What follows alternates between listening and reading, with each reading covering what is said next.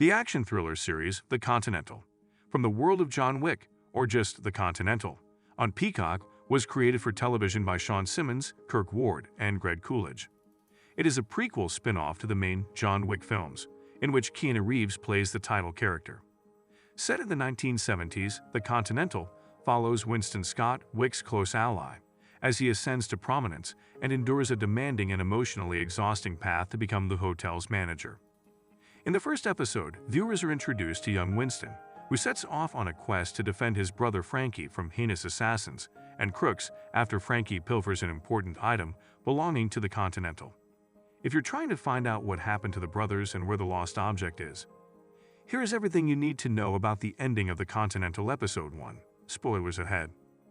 Brothers in Arms, Night 1 begins with a young Winston Scott and his older brother, Francis Frankie Scott, Ben Robson, being taken into custody in New York City on suspicion of a crime. Frankie makes Winston keep silent, thereby taking the blame for the crime. Years later, Frankie works for former criminal leader Cormac O'Connor, Mel Gibson, at the Continental Hotel in New York. On New Year's Eve, though, Frankie robs a safe that is concealed within the hotel. With the aid of Yen, a Vietnamese woman, Frankie manages to escape with the device despite being betrayed by his colleague. When Cormac finds out about the crime, he understands that Frankie took an antique coin press used to mint the unique coins that provide assassins with a place to hide.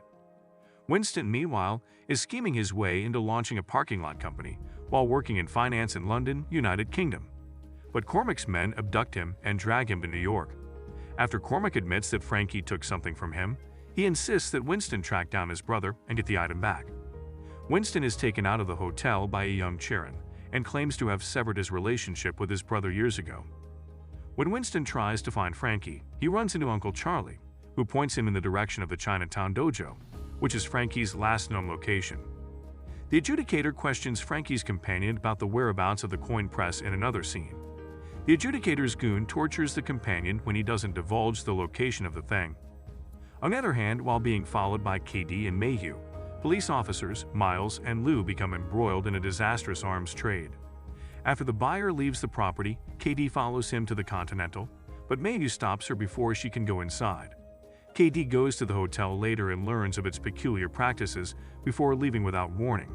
Concurrently, Winston is being pursued by Cormac's men in an attempt to find Frankie. Winston meets Miles, Lou, and Lemmy at the dojo after arriving in Chinatown.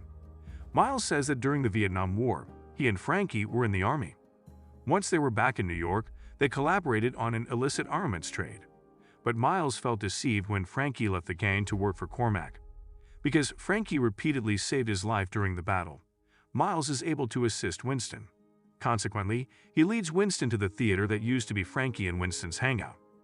Winston discovers Frankie's involvement with Cormac after running into him and Yen at the theater. But the trio is forced to flee the theater when Cormac's squad surrounds them. Winston discovers that Frankie and Yen are married in the latter act of the episode. After their father's loan wrecked their life and drove the brothers into crime, Frankie was made to work for Cormac. But in order to keep Winston away from a life of crime, Frankie made the decision to shut him out of his life. Winston finds out that Frankie took an assignment from a group of people known as the Anhelius, and that's how he stole the coin press. But things did not work out as planned, and Frankie and Yen were unable to begin a new life. Cormac is forced to send experienced assassins Hansel and Gretel after the brothers when Winston assists Frankie and Yen in escaping his thugs. Yen, Frankie, and Winston ask Uncle Charlie for asylum. In order to give Frankie and Yen a fresh start, Winston swears to take them away. One of Uncle Charlie's crew members tells Cormac where Frankie is while he's getting ready to take the group to safety in a helicopter. Consequently, the three engage in a protracted struggle as they attempt to flee in the helicopter. Gretel shoots Yen during this sequence, and Cormac's men surround the group. Frankie understands that attempting to save his own life will only put Winston and Yen, the two people he loves the most, in jeopardy. Frankie gives himself up with the coin press as a result. Frankie is killed by Hansel and Gretel, though, before they can get the coin press. After Frankie passes away, leaving Yen and Winston to care for one another, the emotional burden of his sacrifice to protect his loved ones is further reinforced, and Winston embarks on a quest to comprehend his brother's decisions. The owner of the hotel named after itself, Cormac O'Connor, is in charge of overseeing Frankie and Winston's lives. The episode suggests that Cormac had Frankie completely under his control and that Frankie's attempts to break free were in vain. Frankie views his mission to pilfer the coin press as his pass to a new beginning with Yen. As such, Cormac's retrieval of the box containing the coin press marks the virtually anticlimactic conclusion of the episode. Cormac is shocked to see the box is empty when it is opened, though. Frankie most likely buried the coin press with Winston and Yen, leaving hints for them to uncover. When the episode comes to a close, Winston is shown bringing a wounded Yen to the Chinatown dojo, where he asks Miles and his gang for assistance in getting revenge on Cormac.